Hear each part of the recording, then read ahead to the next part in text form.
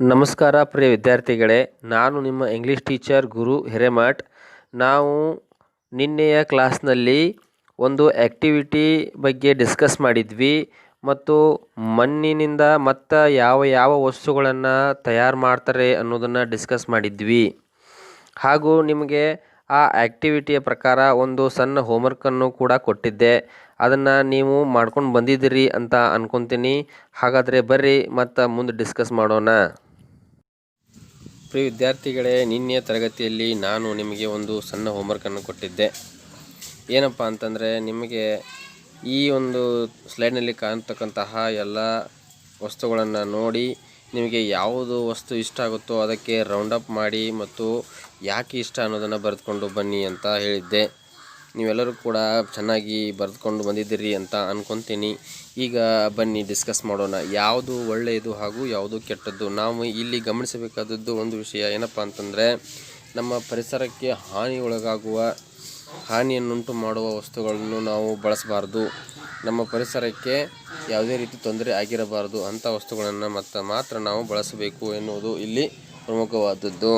ಅದಕ್ಕೆ ನೋಡ್ರಿ, ಇಲ್ಲಿ ಅರ್ಥನ್ ಪಾಟ್ ಇದೆ, ಅಂದರೆ ಮಣ್ಣಿನ ಮಡಿಕೆ ಇದೆ. ಈ ಮಣ್ಣಿನ ಮಡಿಕೆ ನಮ್ಮ ಪರಿಸರಕ್ಕೆ ಹಾನಿ ಉಂಟು ಮಾಡೋದಾ? ಇಲ್ಲ. ಯಾಕಂದರೆ ಇದು ಕೊಳೆತು ಹೋಗುವಂತಹ ಒಂದು ವಸ್ತುವಾಗಿರುತ್ತದೆ. ಇದರ ಬಳಕೆಯಿಂದ ನಮ್ಮ ಪರಿಸರಕ್ಕೆ ಯಾವುದೇ ರೀತಿಯ ಹಾನಿ ಆಗುವುದಿಲ್ಲ. ಆದ್ದರಿಂದ ನಾವು ಇಂತಹ ನೈಸರ್ಗಿಕವಾಗಿ ಇರುವಂತಹ ವಸ್ತುಗಳನ್ನು ಹೆಚ್ಚಾಗಿ ಬಳಸಬೇಕು.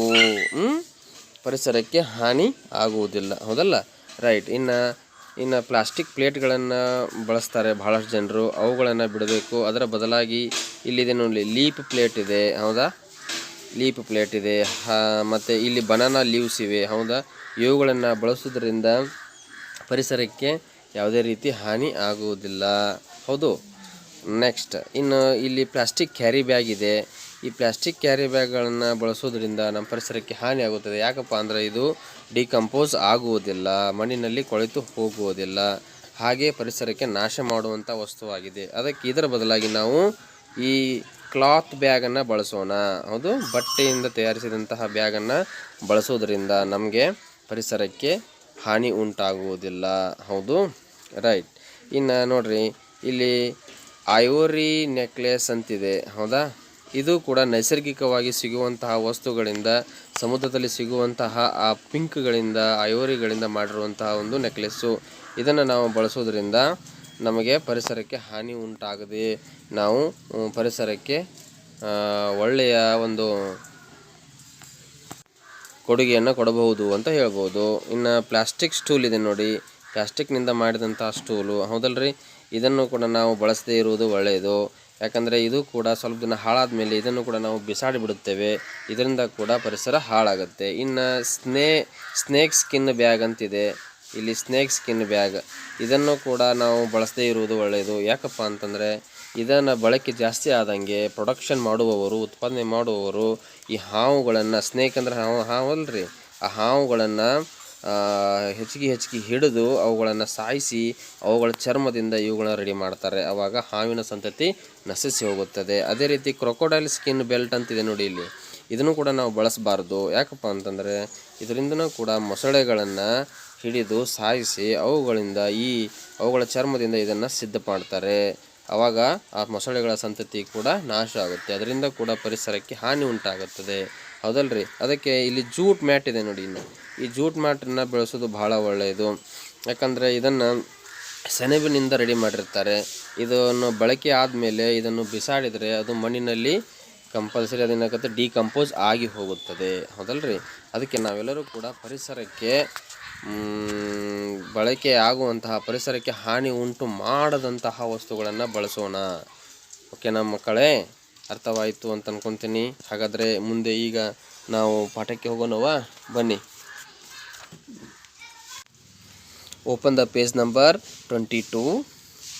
Okay, now I will read the lesson. You should point out where I am reading. Okay, let's begin. ನಾನು ಓದ್ತಾ ಹೋಗ್ತೀನಿ, ನೀವು ಪಾಯಿಂಟ್ಔಟ್ ಮಾಡ್ಕೊತ ಹೋಗ್ರಿ. It is time to say no to plastic. Yes, Plastic is not a strange product to anyone. It is everywhere in the present world and it has become a part of our life. Alexander Parks created the first man-made plastic.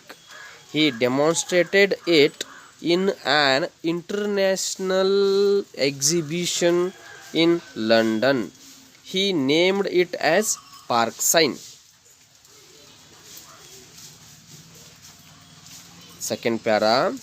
The common and wide use of plastic is mainly because it is inexpensive, it is long lasting, and it is easy to make. This substance can be molded into any form by heating and it can be retained in that particular form when cooled. It can be made into thin and light material which is now widely used to make hard and disposable carry bags or packing materials. Third paragraph. These qualities cause threat to the environment. As it is cheap and easily available, people dispose plastic everywhere. Plastic stays on the earth's surface for many centuries as it is long lasting and is impossible to decompose. Okay, ಓದ್ಕೊಂಡ್ರಾ? ನೋಡಿದ್ರಾ? ಈಗ time for you have to read in your mind. ನೀವು ನಿಮ್ಮ ಮನಸ್ಸಿನಲ್ಲೇ ಓದ್ಕೊಳ್ರಿ ಒಂದು ಸಾರಿ, ಓಕೆನಾ? ವಿಡಿಯೋನ pass ಮಾಡಿ ನೀವೇ ಓದ್ಕೊಳ್ಳಿ. ಓದ್ಕೊಂಡ್ರಿ ಅಂತ ಅನ್ಕೊತೀನಿ. Okay, let's go for new words. ಈಗ ಹೊಸ ಪದಗಳ ಅರ್ಥವನ್ನು ನೋಡೋಣವಾ? ಓಕೆ, ಬನ್ನಿ. ಸ್ಟ್ರೇಂಜ್ ಅಂದರೆ ಅಪರಿಚಿತ, ಪ್ರಾಡಕ್ಟ್ ವಸ್ತು, ಕ್ರಿಯೇಟ್ ತಯಾರಿಸು, ಡೆಮಾನ್ಸ್ಟ್ರೇಟ್ ಪ್ರದರ್ಶಿಸು, ಎಕ್ಸಿಬಿಷನ್ ಪ್ರದರ್ಶನ, ಕಾಮನ್ ಸಾಮಾನ್ಯವಾಗಿ, ವೈಡ್ ಹೆಚ್ಚು, ಇನ್ಎಕ್ಸ್ಪೆನ್ಸಿವ್ ಕಡಿಮೆ ವೆಚ್ಚದಾಯಕ, ಲಾಂಗ್ ಲಾಸ್ಟಿಂಗ್ ದೀರ್ಘಾವಧಿ ಬಹಳ ದಿನಗಳವರೆಗೆ ಬರುವಂತಹದ್ದು ಅಂತ ಅರ್ಥ. ಸಬ್ಸ್ಟನ್ಸ್ ವಸ್ತು, ಮೋಲ್ಡ್ ರೂಪ ನೀಡುವುದು, ಪರ್ಟಿಕ್ಯುಲರ್ ಅಂದರೆ ನಿರ್ದಿಷ್ಟ, ಮಟೀರಿಯಲ್ ವಸ್ತು, ಡಿಸ್ಪೋಸೇಬಲ್ ಅಂದ್ರೆ ಒಂದು ಸಲ ಉಪಯೋಗಿಸಿ ಎಸೆಯುವಂತಹದ್ದು ಅಂದರೆ ಯೂಸ್ ಆ್ಯಂಡ್ ಥ್ರೋ ಅಂತೀವಲ್ಲ ಆ ರೀತಿ. ಟ್ರೀಟ್ ಅಂದ್ರೆ ಅಪಾಯಕ. ನೆಕ್ಸ್ಟ್ ಎನ್ವಿರಾನ್ಮೆಂಟ್ ಅಂದರೆ ಪರಿಸರ, ಅವೈಲೇಬಲ್ ಅಂದರೆ ಲಭ್ಯವಿರುವಂತಹದ್ದು, ಸ್ಟೇ ಅಂದರೆ ಇರುವುದು, ಸೆಂಚುರಿ ಅಂದರೆ 100 ವರ್ಷ ಅಂದರೆ 100 ವರ್ಷಗಳ ಕೂಡಿದಾಗ ಒಂದು ನಾವು ಸೆಂಚುರಿ ಅಂತೀವಲ್ಲ ರೀ, ಒಂದು ಶತಮಾನ ಅಂತೀವಲ್ಲ ಆ ರೀತಿ. ಡಿಕಂಪೋಸ್ ಅಂದರೆ ಕೊಳೆಯುವಂತಹದ್ದು, ಅಲ್ಟಿಮೇಟ್ ಅಂದರೆ ಅಂತಿಮವಾಗಿ, ಎನಾರ್ಮಸ್ ಅಂದರೆ ಅತಿ ದೊಡ್ಡ, ಹಜಾರ್ಡ್ ಅಂತಂದ್ರೆ ಅಪಾಯ ಅಥವಾ ಅಪಾಯಗಳು ಅಂದರೆ ಹಜಾರ್ಡ್. ನೆಕ್ಸ್ಟ್ ಮೈಗ್ರೇಷನ್ ಅಂದರೆ ಏನು? ವಲಸೆ ಹೋಗುವುದು ಅಂದರೆ ಒಂದು ಸ್ಥಳದಿಂದ ಇನ್ನೊಂದು ಸ್ಥಳಕ್ಕೆ ವಲಸೆ ಹೋಗ್ತಾರಲ್ರಿ, ಆ ರೀತಿ ಗುಳೆ ಹೋಗೋದಂತಾರಲ್ಲ ಆ ರೀತಿ ವಲಸೆ ಹೋಗೋದು ಹಾಗೆ. ಪೊಲ್ಯೂಷನ್ ಅಂದರೆ ಮಾಲಿನ್ಯ. ಕಾನ್ಸಂಟ್ರೇಟ್ ಅಂದರೆ ಕೇಂದ್ರೀಕರಿಸು ಅಂತ ಅರ್ಥ. ಬಯೋಡಿಗ್ರೇಡೇಬಲ್ ಅಂದರೆ ಜೈವಿಕ ವಿಘಟನೆ ಆಗುವ ಅಂದ್ರೆ ಕೊಳೆಯುವ ಅಂತ ಅರ್ಥ. ಜೈವಿಕ ವಿಘಟನೆ ಆಗುವ ಅಂದ್ರೆ ಅರ್ಥ ಏನು? ಕೊಳೆಯುವ. ಇನ್ನು ನಾನ್ ಬಯೋಡಿಗ್ರೇಡೇಬಲ್ ಅಂತಂದ್ರೆ ಜೈವಿಕ ವಿಘಟನೆ ಆಗದ ಅಂದ್ರೆ ಏನು? ಕೊಳೆಯಲಾರದ ಅಂತ ಅರ್ಥ. ಓಕೆನಾ? ನೋಡ್ಕೊಂಡ್ರಾ? ಹಾಗಾದರೆ ವಿಡಿಯೋನ ಮತ್ತೆ ಪಾಸ್ ಮಾಡಿ ಈ ಎಲ್ಲ ಶಬ್ದಗಳನ್ನು ನಿಮ್ಮ ನೋಟ್ ಪುಸ್ತಕದಲ್ಲಿ ಬರ್ಕೊಳ್ಳಿ.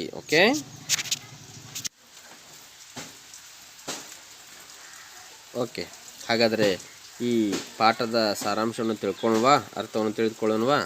ಬನ್ನಿ. Avoid plastic. ಓಕೆ,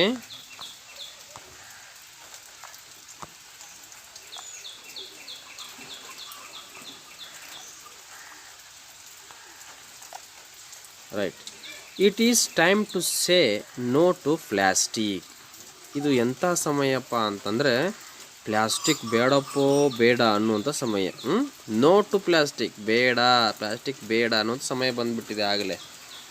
ನೋಡಿರಿ ಯಾಕೆ, plastic is not a strange product to anyone. ನೋಡಿರಿ ಎಲ್ಲರಿಗೂ ತಿಳಿದಿರುವಂತಹ ಒಂದು ವಸ್ತು ಈ ಪ್ಲಾಸ್ಟಿಕ್ ಆಗಿದೆ, ಯಾರಿಗೂ ಅಪರಿಚಿತ ಅನ್ನುವಂಥದ್ದೇ ಇಲ್ಲ. It's everywhere in the present world. ಈ ಪ್ರಸ್ತುತವಾದ ಜಗತ್ತಿನಲ್ಲಿ ಪ್ರತಿಯೊಂದು ಜಾಗದಲ್ಲೂ ಕೂಡ ಪ್ಲಾಸ್ಟಿಕ್ ಇದೆ. And it has become a part of our life. ನಮ್ಮ ಜೀವನದ ಒಂದು ಭಾಗವಾಗಿದೆ. ಇದು ನಮ್ಮ ಜೀವನ, ಲೈಫ್ ಅಂದರೆ ಜೀವನದ ಒಂದು ಪಾರ್ಟ್ ಆಗಿದೆ, ಒಂದು ಭಾಗವಾಗಿದೆ ಅಂತ ಹೇಳ್ತಾರೆ. Alexander Parkes created the first man made plastic. ನೋಡ್ರಿ, Alexander Parkes created the first man made plastic. ಪ್ಲಾಸ್ಟಿಕ್ಕನ್ನು ಪ್ರಥಮವಾಗಿ ತಯಾರು ಮಾಡಿದವರು ಯಾರು ಹಾಗಾದರೆ ಅಂತಂದರೆ ಅಲೆಕ್ಸಾಂಡರ್ ಪಾರ್ಕ್ಸ್. ಹೌದಾ? Right. Do you know about him? ಇವ್ರ ಬಗ್ಗೆ ಏನಾದರೂ ಗೊತ್ತಾ? ಎಸ್, ನೋಡೋಣ, ತಿಳ್ಕೊಳ್ಳೋಣ ಸ್ವಲ್ಪ ಹೊತ್ತು ಇವ್ರ ಬಗ್ಗೆ, ಯಾವ ದೇಶ ಯಾರು ಅಂತೇಳಿ. He demonstrated it in an international exhibition.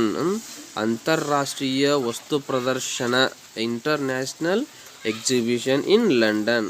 ಲಂಡನ್ದಲ್ಲಿ ನಡೆದಂತಹ ಒಂದು ಅಂತಾರಾಷ್ಟ್ರೀಯ ವಸ್ತು ಪ್ರದರ್ಶನದಲ್ಲಿ ಇವರು ಇದನ್ನು ಡೆಮಾನ್ಸ್ಟ್ರೇಟ್ ಮಾಡಿದರು, ತೋರಿಸಿದ್ರು, ಎಲ್ಲ ಪರಿಚಯ ಮಾಡಿದರು. He named it as Parkesine. ನೋಡ್ರಿ, ಅವರು ಹೆಸರು ನೀಡ್ತಾರೆ ಅದಕ್ಕೆ, ಪಾರ್ಕ್ಸೈನ್ ಅಂತ ಹೆಸರಿಡ್ತಾರೆ. Okay, yes, see this slide. ಈ ಸ್ಲೈಡಲ್ಲಿ ನೋಡಿ, ಎಸ್, ಹೀ ಈಸ್ ದ ಯಾರು? ಅಲೆಕ್ಸಾಂಡರ್ ಪಾರ್ಕ್ಸ್ ಇವರೇ. ಹೌದಾ? ಇವ್ರು ಹುಟ್ಟಿದ್ದು ಯಾವಾಗ ನೋಡಿ, 29 December 1813, Suffolk Street, Birmingham, England, ಅಂದರೆ ಲಂಡನ್. ಹೌದ್ರಿ, ಈ ಇಂಗ್ಲೆಂಡ್ ದೇಶದಲ್ಲಿ ಹುಟ್ಟಿರುವಂಥವರು ಈ ಅಲೆಕ್ಸಾಂಡರ್ ಪಾರ್ಕ್ಸ್. ಹೌದಾ? ಇನ್ನು ಇವರ ರಾಷ್ಟ್ರೀಯತೆ ಏನಾಗಿತ್ತು ಹಾಗಾದರೆ ಆಂಗ್ಲ. ಹೌದ್ರಿ, ಅಂದರೆ ಇಂಗ್ಲೆಂಡ್ದವರು ಅಂತ ಅರ್ಥ. ಇವರು ಉದ್ಯೋಗ ಏನು ವೃತ್ತಿ ಮಾಡ್ತಾಯಿದ್ರು? ಇವರೊಬ್ಬ ಇಂಜಿನಿಯರ್ ಆಗಿದ್ದರು. ಹೌದ್ರಿ, ಇಂಜಿನಿಯರ್ ಆಗಿದ್ದರು. ಮತ್ತು ಆ ಪ್ಲಾಸ್ಟಿಕ್ಕನ್ನು ಕಂಡುಹಿಡಿದಂಥ ವ್ಯಕ್ತಿ ಇವರು, ಪಾರ್ಕ್ಸಿನ್ ಅಂತ ಹೆಸರಿಡ್ತಾರೆ ಮುಂದದಕ್ಕೆ. ಎಸ್, ಯಾಕಂದರೆ ಇವರ ನಿಧನ ಯಾವಾಗ ಆದ್ರಪ್ಪ ಅಂತಂದರೆ 29 ಜೂನ್ 1890, 29 ಜೂನ್ 1890. ತಮ್ಮ 76ನೆಯ ವಯಸ್ಸಿನಲ್ಲಿ ತೀರ್ಕೊಳ್ತಾರೆ. Okay, let's move next. Second paragraph. The common and wide use of plastic is mainly because it is inexpensive. ನೋಡ್ರಿ, ವೈಡ್ ಯೂಸ್ ಆಫ್ ಪ್ಲಾಸ್ಟಿಕ್, ತುಂಬ ಹೆಚ್ಚಾಗಿ ಪ್ಲಾಸ್ಟಿಕ್ಕನ್ನು ಬಳಸ್ತಾ ಇದ್ದಾರೆ. ಯಾಕೆ? ಮೇನ್ಲಿ ಬಿಕಾಸ್, ಏಕೆಂದರೆ ಇಟ್ ಈಸ್ ಇನ್ಎಕ್ಸ್ಪೆನ್ಸಿವ್ ಅಂದರೆ ಕಡಿಮೆ ವೆಚ್ಚದಾಯಕ ಆಗಿರೋದ್ರಿಂದ ಈ ಪ್ಲಾಸ್ಟಿಕ್ಕನ್ನು ಹೆಚ್ಚಿಗೆ ಬಳಸ್ತಾ ಇದ್ದಾರೆ. ಓಕೆನಾ? It is long lasting and it is easy to make. ನೋಡ್ರಿ, ಬಹಳ ದಿನಗಳವರೆಗೂ ಬರುತ್ತದೆ ಮತ್ತು ಈಸಿ ಟು ಮೇಕ್, ಅದು ರೆಡಿ ಮಾಡೋದಕ್ಕೂ ಕೂಡ ತುಂಬ ಸರಳವಾಗಿದೆ ಅಂತ ಹೇಳ್ತಾರೆ. This substance can be moulded into any form by heating. ನೋಡ್ರಿ, ಈ ವಸ್ತು ಏನೈತಲ್ರಿ, ಈ ಸ್ವಲ್ಪ ಹೀಟ್ ಮಾಡೋದ್ರಿಂದ ಇದನ್ನು ವಿವಿಧ ಆಕಾರಗಳನ್ನು ಕೊಡಬಹುದು. ಈ ಮೋಲ್ಡಿಂಗ್ ಅಂತಂದ್ರೆ ರೂಪ ಕೊಡೋದು, ಆಕಾರ ಕೊಡೋದು. And it can be retained in that particular form when cooled. ನೋಡಿ, ಅದನ್ನು ಮತ್ತು ತಂಪುಗೊಳಿಸಿಬಿಟ್ರೆ ಮತ್ತು ಬೇರೆ ರೂಪ ಅದಕ್ಕೆ ಬರುತ್ತದೆ ಅಂತ ಹೇಳ್ತಾರೆ. ಪ್ಲಾಸ್ಟಿಕ್ಕನ್ನು ಯಾವ ರೂಪದಲ್ಲಾದರೂ ಕೂಡ ನಾವು ಅದನ್ನು ಆಕಾರದಲ್ಲಿ ಮಾಡಬಹುದು. ಡಬ್ಬಿ ಮಾಡಬಹುದು, ಚರಿಗೆ ಮಾಡಬಹುದು, ಹಂಡೆ ಮಾಡ್ಬೋದು. ನೋಡ್ರಿ, ಯಾವ ರೀತಿ ನನಗೆ ಬೇಕೋ ಆ ರೀತಿಯೊಳಗೆ ಅದನ್ನು ನಾವು ಹೀಟ್ ಮಾಡೋದ್ರ ಮೂಲಕ ಅದನ್ನು ಮತ್ತು ಮೋಲ್ಡಿಂಗ್ ಮಾಡ್ಬೋದು ಅಂತ ಹೇಳ್ತಾರೆ. ಅದಕ್ಕೋಸ್ಕರ ಇದನ್ನು ಹೆಚ್ಚಿಗೆ ಬಳಸ್ತಾ ಇದ್ದಾರೆ ಅನ್ನೋದು ಕಾರಣ. It can be made into thin and light material. ನೋಡ್ರಿ, ಥಿನ್ ತುಂಬ ತೆಳುವಾದ ಮತ್ತು ಲೈಟ್ ಅಂದರೆ ಹಗುರವಾದ ಮಟೀರಿಯಲ್ಗಳನ್ನು ಇದರಿಂದ ಮಾಡ್ಬೋದು. Which is now widely used to make hard and disposal carry bags. ನೋಡ್ರಿ, ಕ್ಯಾರಿ ಬ್ಯಾಗ್ಗಳು ನಿಮ್ಗೆಲ್ಲರಿಗೂ ಗೊತ್ತು. ಕ್ಯಾರಿ ಬ್ಯಾಗ್ ನೀವು ಹಾಳೆ ಅಂತ ನೋಡ್ರಿ, ಅಬ್ರಕ ಅಂತೀರಿ. ಪ್ಲಾಸ್ಟಿಕ್ ಆ ಕ್ಯಾರಿ ಬ್ಯಾಗ್ಗಳನ್ನು ತುಂಬ ಹಗುರವಾದಂಥ ಕ್ಯಾರಿ ಬ್ಯಾಗ್ ಇರೋದ್ರಿಂದ ಎಲ್ಲರೂ ಕೂಡ ಅವನ್ನೇ ಬಳಕೆ ಮಾಡ್ತಾರೆ. ಮತ್ತು ಪ್ಯಾಕಿಂಗ್ ಮಟೀರಿಯಲ್ ನೋಡಿ, ಕುರ್ಕುರೆ, ಶಾಂಡ್ಗಿ, ಆಮೇಲೆ ಕಡಲೆ ಇಂಥವೆಲ್ಲಗಳನ್ನು ಪ್ಯಾಕಿಂಗ್ ಮಾಡೋದಕ್ಕೂ ಕೂಡ ಈ ಪ್ಲಾಸ್ಟಿಕ್ಕನ್ನು ಬಳಸ್ತಾರೆ. ಯಾಕಂದರೆ ಹಗುರವಾದಂತಹದ್ದು, ಲೈಟ್ ವೇಟ್ ಇರುತ್ತದೆ ಮತ್ತು ತೆಳುವು ಇರುತ್ತದೆ, ಅದನ್ನು ನಾವು ಸರಳವಾಗಿ ಬಳಸ್ಬೋದು ಅಂತ ಅಂದ್ಕೊಂಡು ಎಲ್ಲರೂ ಕೂಡ ಅದನ್ನೇ ಹೆಚ್ಚಿಗೆ ಬಳಸ್ತಾ ಇದ್ದಾರೆ. Okay, let's move to the third paragraph.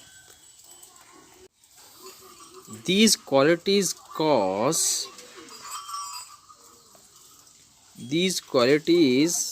cause treat to the environment. ನೋಡ್ರಿ, ಅದರ ಒಂದು ಗುಣಗಳದಾವಲ್ರಿ, ಈ ಗುಣಗಳಿಂದಾಗಿ ಹೆಚ್ಚಿಗೆ ಬಳಸ್ತಾ ಇದ್ದಾರೆ.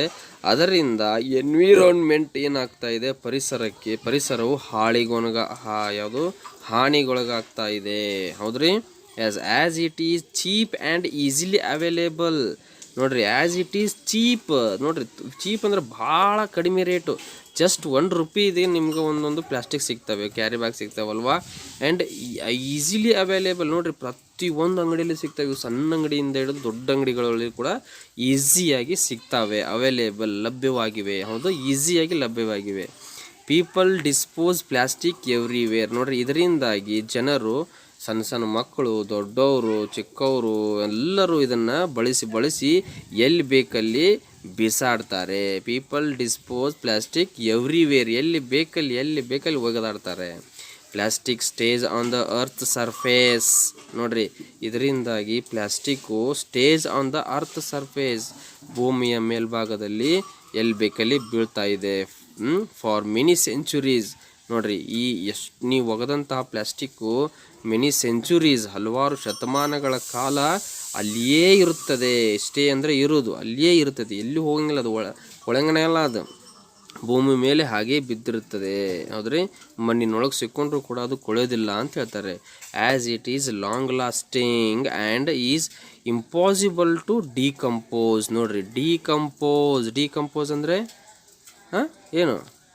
ವಿಘಟನೆ ಆಗುವುದಿಲ್ಲ ಅಥವಾ ಕೊಳೆಯುವುದಿಲ್ಲ ಅಂತ ಅರ್ಥ.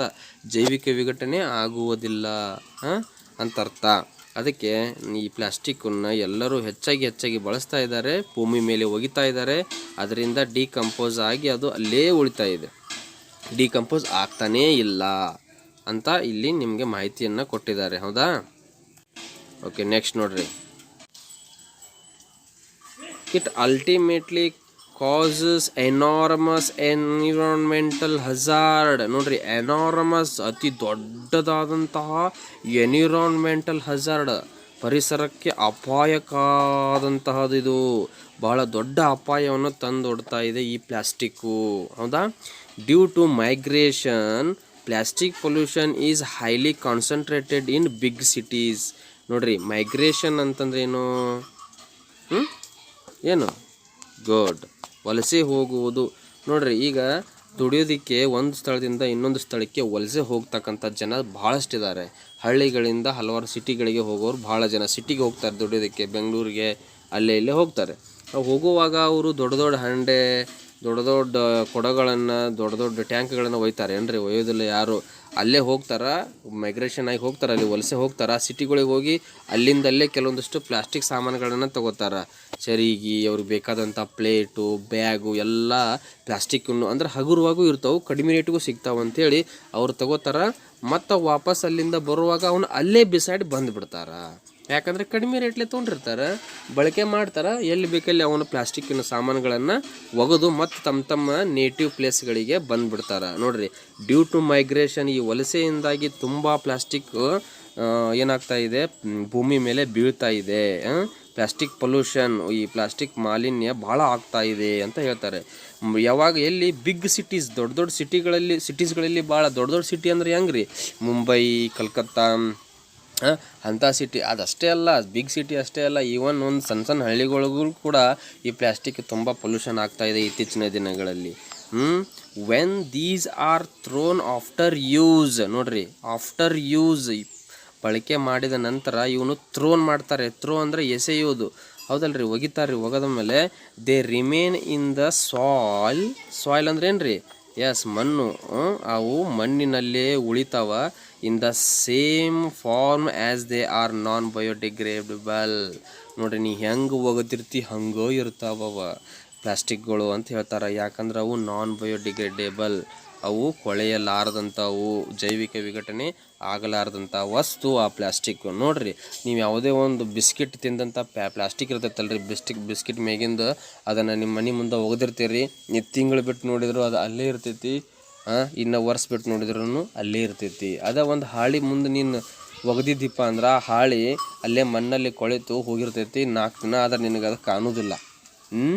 ನೋಡಿರಿ ಬೇಕಾದ್ರೆ ನೀವು ಪರೀಕ್ಷೆ ಮಾಡಿ ನೋಡಿರಿ. ಅದಕ್ಕೆ ಈ ಪ್ಲಾಸ್ಟಿಕ್ಕು ಈ ನಮ್ಮ ಪರಿಸರಕ್ಕೆ ತುಂಬ ಅಪಾಯಕಾರಿ ಆಗಿದೆ ಅನ್ನೋದನ್ನು ನಿಮ್ಗೆ ಇಲ್ಲಿ ಸಂದೇಶ ಕೊಡ್ತಾ ಹೋಗ್ತಾ ಇದ್ದಾರೆ. ನೋಡಿರಿ ಇನ್ನು ಮುಂದೆ ಏನೇನಾಗ್ತೈತೆ ಅಂತ ನೋಡೋಣ. ಈಗ ಈ ಒಂದು ಇಷ್ಟಕ್ಕೆ ಸಾಕು, ಇವತ್ತು ಸಾಕು. ಇನ್ನು ಮುಂದಿನ ತರಗತಿಯಲ್ಲಿ ಮುಂದಿನ ಒಂದು ಕ್ಲಾಸ್ನಲ್ಲಿ ನಿಮ್ಗೆ ಮತ್ತೆ ಮುಂದಿನ ಪೀರಿಯಡ್ಗಳನ್ನು ತೊಗೊತೀನಿ. ಅವಾಗ ಇನ್ನು 3 ಪ್ಯಾರಾಗಳಿದ್ದಾವೆ, ಅವುಗಳನ್ನು ಕೂಡ ನಾವು ಡಿಸ್ಕಸ್ ಮಾಡೋಣ. ಓಕೆನಾ? Very good. ಹಾಗಾದರೆ ಈಗ ಕೆಲವೊಂದಿಷ್ಟು ಪ್ರಶ್ನೆಗಳಿದಾವೆ, ಅವನ್ನ ನೋಡೋಣವಾ ಬನ್ನಿ.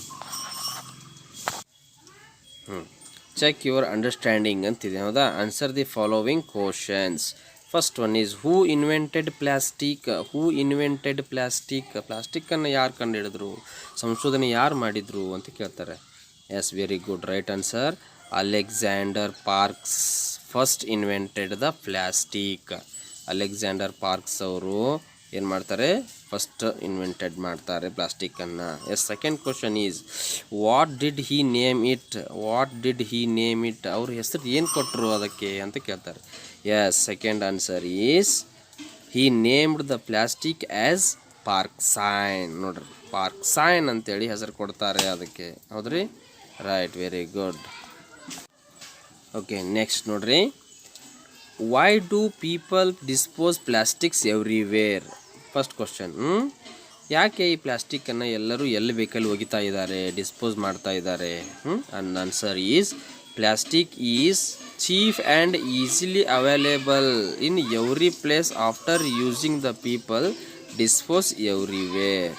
ಇದು ತುಂಬ ಸರಳವಾಗಿ ಈಸಿಯಾಗಿ ಸಿಗುವಂತಹದ್ದು, ಕಡಿಮೆ ರೇಟ್ನಲ್ಲಿ ಸಿಗುವಂಥದ್ದು. ಅದಕ್ಕೆ ಜನರು ಇದನ್ನು ಹೆಚ್ಚಿಗೆ ಯೂಸ್ ಮಾಡಿ ಒಗಿತಾ ಇದ್ದಾರೆ ಎಲ್ಲಿ ಬೇಕಲ್ಲಿ, ಹೌದಲ್ರಿ?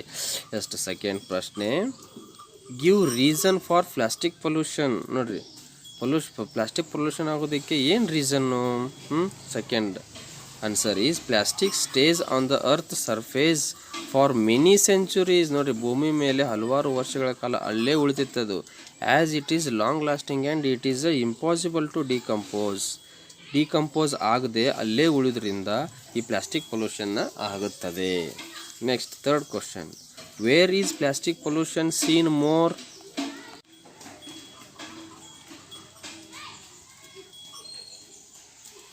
The plastic pollution is seen more in big cities. ನೋಡ್ರಿ, ಬಿಗ್ ಸಿಟೀಸಲ್ಲಿ ಪ್ಲಾಸ್ಟಿಕ್ ಪೊಲ್ಯೂಷನ್ ನಮಗೆ ಹೆಚ್ಚಾಗಿ ಕಂಡು ಬರ್ತೈತಿ ಅಂತ ಉತ್ತರ. ಇನ್ನು fourth one is where does the plastic so disposed remain? ನೋಡ್ರಿ, ಡಿಸ್ಪೋಸ್ ರಿಮೇನ್ ಯಾವುದನ್ನು ಒಗೆದಂಥ ಪ್ಲಾಸ್ಟಿಕ್ ಎಲ್ಲಿ ಉಳಿತೈತಿ ಅಂತ ಪ್ರಶ್ನೆ. Fourth question, on the surface of the soil plastic disposed remain. ನೋಡ್ರಿ, soil, the surface of the soil, ಮಣ್ಣಿನ ಮೇಲೆ, ಭೂಮಿಯ ಮೇಲೆ. ಸಾಯಿಲ್ ಅಂದ್ರೆ ಏನು? ಎಸ್, ಮಣ್ಣು. ಆ ಮಣ್ಣಿನ ಮೇಲೆ ಅದು ಹಾಗೆ ಉಳಿತೈತಿ, ರಿಮೇನ್ ಆಗಿ ಅಲ್ಲೇ ಉಳಿತೈತಿ ಅಂತ ಉತ್ತರ. ಹೌದಾ? ಅರ್ಥವಾಯ್ತಾ? ಹಾಗಾದರೆ ನೀವು ಎಲ್ಲ ಪ್ರಶ್ನೆ ಉತ್ತರಗಳನ್ನು ನಿಮ್ಮ ನೋಟ್ ಪುಸ್ತಕದಲ್ಲಿ ಸರಿಯಾಗಿ ಬರೆದಿಟ್ಕೊಡ್ರಿ. Notes is very important to read the next.